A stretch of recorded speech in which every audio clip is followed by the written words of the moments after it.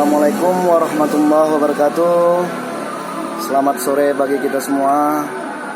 Ya, sore ini untuk menjelang malam ya, sekitar pukul 18.30 ya. Ini sudah hampir mau mendekati. Saat ini kita berbincang-bincang dengan pendapat-pendapat ataupun yang adanya komentar yang di media sosial, baik itu Facebook, terhadap para menyampaikan ataupun orang-orang kritik di negara kita saat ini.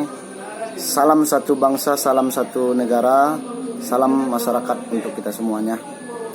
Sini kita memberikan tutorial daripada adanya pandangan-pandangan hukum yang sudah diatur oleh negara kita, di mana secara kritik menyampaikan pendapat itu bahwa ada dijamin oleh undang-undang dan peraturannya.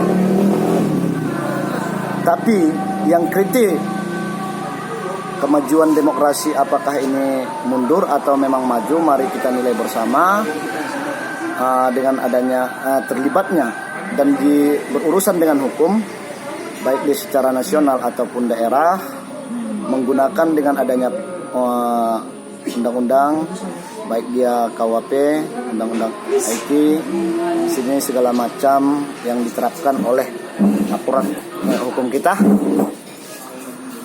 Padahal dalam sepengetahuan para aktivis yang mana sangat kita ketahui secara umum, baik dia sekarang kita sudah bisa secara lugas membuka melalui Google undang-undang bagaimana menyampaikan pendapat ya di muka umum, bahwa menyampaikan pendapat di muka umum merupakan salah satu hak asasi manusia yang dijamin dalam pasal 28 Undang-Undang Dasar tahun 1945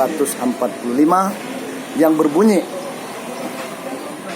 bahwa kemerdekaan berserikat dan berkumpul, mengeluarkan pikiran dengan lisan dan tulisan, dan sebagaimana ditetapkan dengan Undang-Undang Nomor 9 Tahun 1998 tentang kemerdekaan menyampaikan pendapat di muka umum. Ini jelas realnya.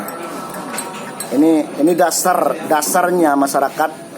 Artinya menyampaikan pendapat itu bukan karena kebencian, tapi hanyalah sekedar kritik.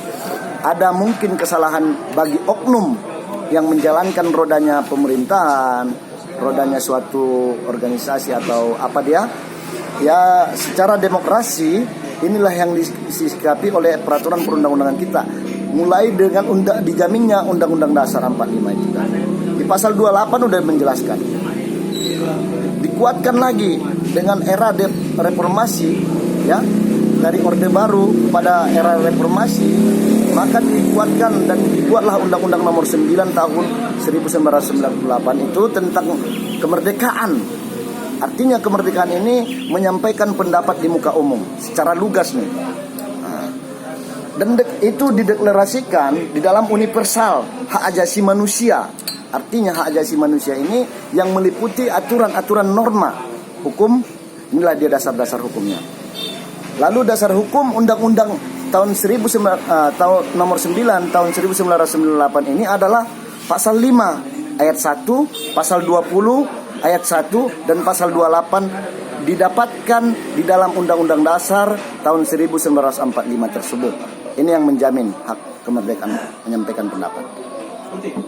Tapi kita lihat, walaupun tadi benar dengan dijaminnya undang-undang, tapi ada norma. Di sini ada norma. Lalu bisa dijerat dan ditarik dengan adanya kepentingan atau bagaimana maksudnya itu. Memang ada pasalnya dan ada undang-undangnya diatur. Seseorang, ya, ini kadang-kadang kembali kepada nasib kita rakyat ini. Seseorang dapat dijerat dengan pasal 14 ayat 1 dan ayat 2 atau pasal 15. Ya, Undang-Undang Nomor 1 Tahun 1946 tentang peraturan hukum pidana. Nah, ini diterapkan kepada manusianya, kepada kritis tadi. Ya, mungkin polisi juga dijamin, hak warga negara yang sudah melaporkan, ya. Di pasal 1 Kitab Hukum Acara Pidana di ayat 24 dan di ayat 25 itu menjelaskan polisi memproses boleh. Bukan dengan karena dia diskriminasi atau bagaimana penafsirannya. Dan dengan dilapiskan boleh juga apabila dengan dia terpenuhi unsur-unsur tersebut dengan pasal 28 ayat 2 Undang-Undang Nomor 19 Tahun 2016 tentang Informasi dan Transaksi Elektronik yang disingkat adalah Undang-Undang IT. Ini dia. Itu bisa diterapkan pidananya lamanya 6 tahun. Atau dikuatkan lagi pada pasal 207. Oke dek, ya dek. Pasal 207 KUHP dengan ancaman 2 tahun. Kajian kita secara cermatan ataupun kacamata hukum kita kepada yang ditegakkan saat ini, kira-kira duduk nggak? Unsurnya terpenuhi tidak? Di mana rasa kebenciannya, ya kan? Di undang-undang kebencian tadi udah termasuk di undang-undang nomor 1 tahun 1946 tentang peraturan hukum pidana tadi. Namun semua itu bisa tumbang dan bisa kalah akibat ya kewenangan dan kepentingan tadi. Padahal dasar negara kita ini, tadi dikuatkan undang-undang dasar.